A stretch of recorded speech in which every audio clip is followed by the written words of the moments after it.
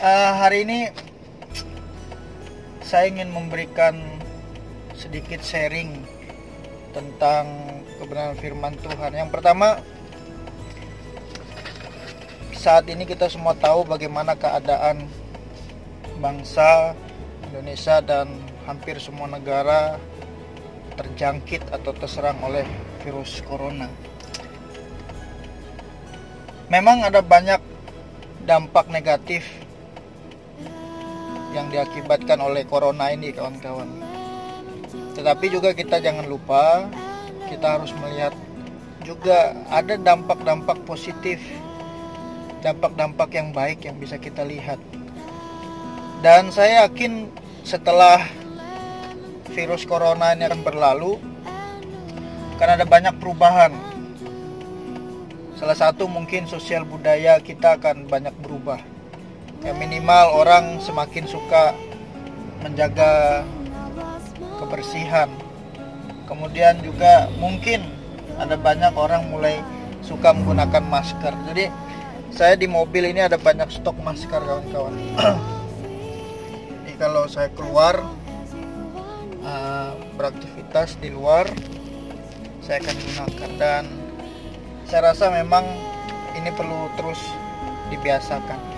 Baik, dalam menghadapi keadaan seperti ini memang ada banyak kekhawatiran, ada banyak kecemasan, ketakutan kita akan apa yang terjadi, seperti misalnya masalah ekonomi, masalah kehidupan sehari-hari. Itu jelas kita sebagai orang percaya bukan tidak mungkin merasakan hal seperti ini. Namun yang jelas, dalam keadaan seperti ini kita akan semakin banyak melihat pertolongan Tuhan dalam hidup kita. Dan saya percaya bahwa Tuhan tidak akan pernah meninggalkan kita, itu jelas.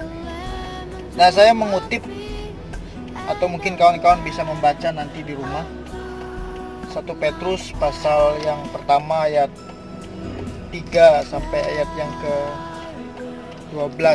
Ini berbicara tentang pengharapan, iman, dan kasih. Jadi 3 hal ini perlu terus kita kembangkan, terus kita perbesar ya, dalam keadaan seperti ini tentunya. Pengharapan, iman, dan kasih.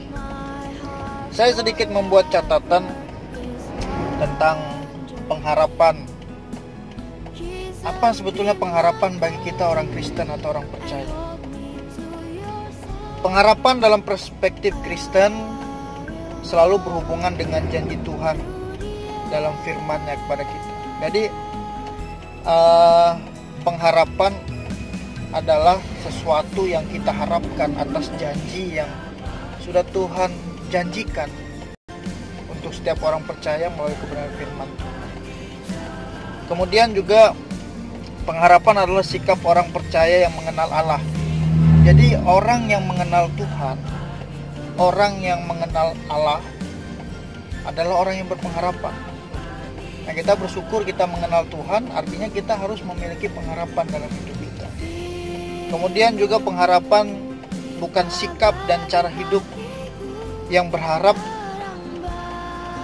seperti yang kita inginkan. Artinya begini, pengharapan kita itu harus bersumber berdasarkan kebenaran firman Tuhan. Jadi bukan berdasarkan keinginan kita, ego kita, hawa nafsu kita sebagai manusia, tapi pengharapan kita selalu seiring sejalan dengan kebenaran firman Tuhan.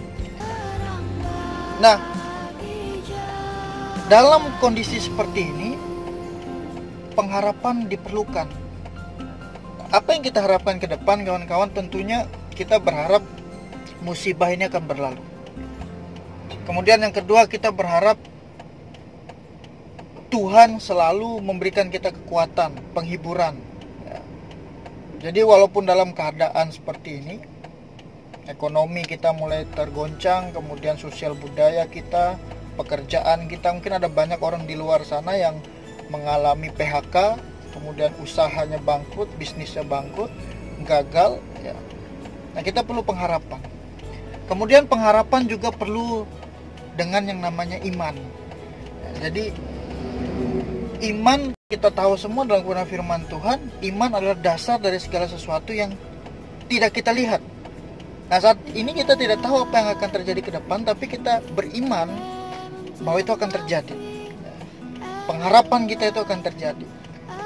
Kemudian yang ketiga penting juga, yaitu kasih.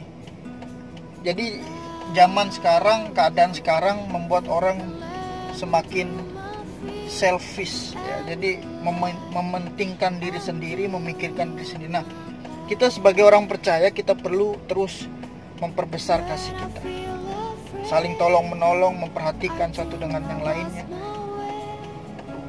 Sekarang menjadi sesuatu yang biasa ya.